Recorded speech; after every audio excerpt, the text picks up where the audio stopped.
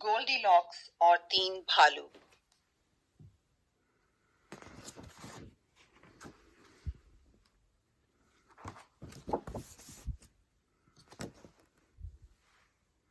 گولڈی locks اور تین بھالو۔ گولڈی locks کو اپنی امی کے لیے پھول جمع کرنے میں بہت مزہ آ رہا تھا۔ وہ جنگل میں اندر ہی اندر بڑھتی چلی جا رہی تھی۔ گولڈی لاکس، بس اب تم واپس جاؤ اپنے گھر۔ جنگل میں اکیلے یوں گھومنا ہے پرخطر۔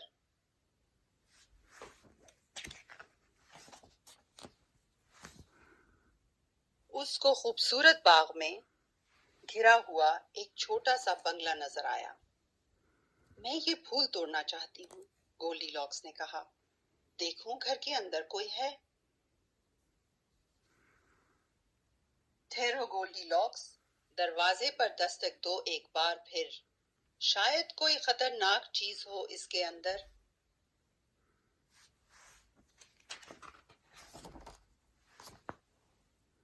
ہیلو، اس نے آواز دی۔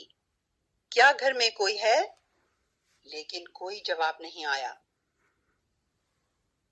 میز پر تین پیالے رکھے تھے، ایک بڑا پیالہ، ایک درمیانی پیالہ اور ایک چھوٹا پیالہ۔ دلیا، گولڈی لاکس نے کہا، مجھے سخت بھوک لگی ہے۔ ٹھہرو گولڈی لاکس، جلدی نہیں کرتے ہر بات، دیکھتے دیکھتے بگڑ سکتے ہیں حالات۔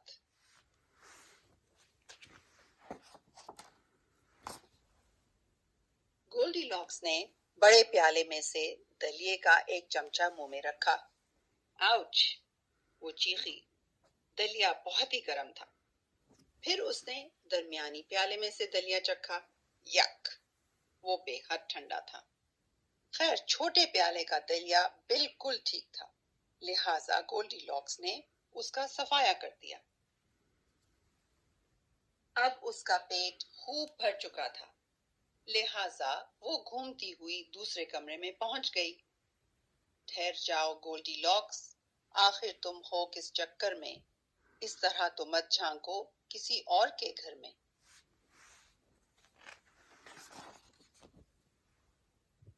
وہاں گرم دہکتے ہوئے آتش دان کے سامنے تین کرسیاں رکھی تھیں، ایک بڑی کرسی، ایک درمیانی کرسی اور ایک چھوٹی سی کرسی۔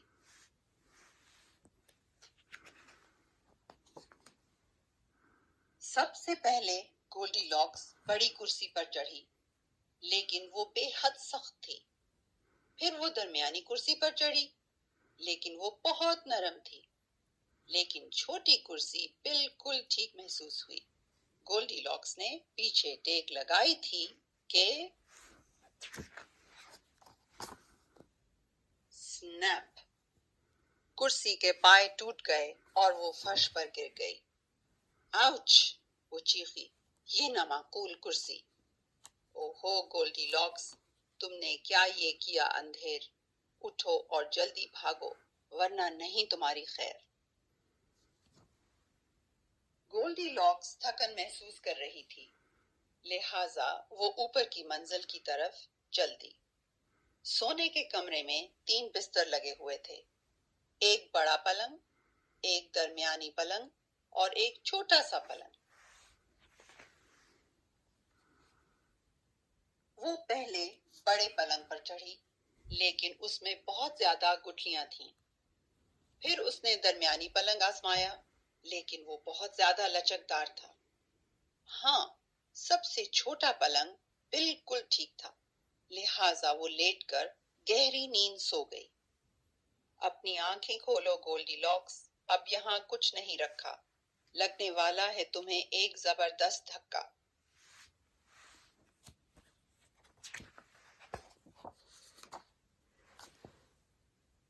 اسی وقت تینوں بھالو گھر واپس آ گئے۔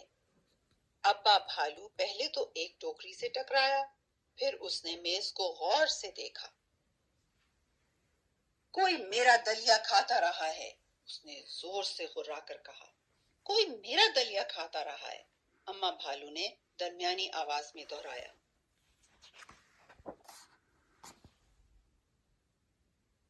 کوئی میرا دلیا کھاتا رہا ہے، چھوٹے بھالو نے ننھی سی آواز میں رو کر کہا، اور سارا دلیا ہڑپ کر گیا ہے۔ تین بھوکے بھالو واپس آئے تھکے ہارے، لیکن پھول چننے والے بھالو ڈراونے تو نہیں بیچارے۔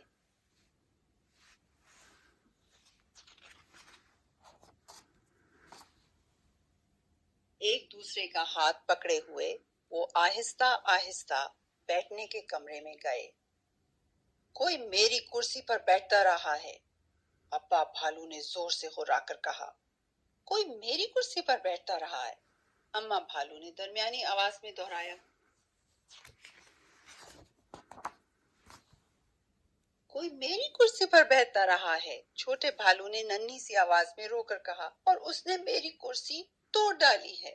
وہ سسکیاں بھرنے لگا۔ اب وہ بہت پریشان ہو گئے تھے۔ بہت خاموشی سے پنجوں کے بل چلتے ہوئے وہ اوپر سونے کے کمرے میں پہنچے۔ تین پریشان بھالو، انہیں پتا نہیں کیا آئے گا نظر، ایک کرسی توڑنے والا ذلیل اور خوفناک جانور۔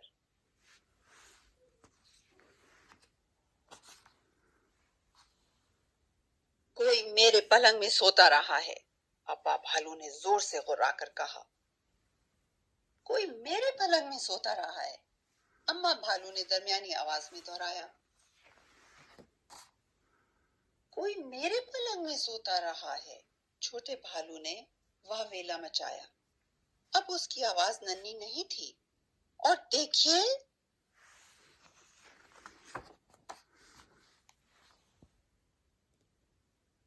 شور سے گولڈی لاکس کی آنکھ کھل گئی اور وہ چیخے۔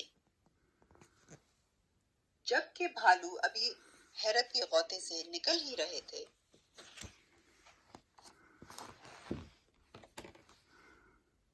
گولڈی لاکس پلنگ سے کودی، سیڑھیوں سے نیچے کی طرف دوڑی اور اپنی خالی ٹوکری پکڑی اور رفو چکر ہو گئی۔ بھائی گولڈی لاکس، تم نے تو اپنے کیے کا پھل پایا، ان بھالوؤں نے تمہیں خوب ہی ڈرایا۔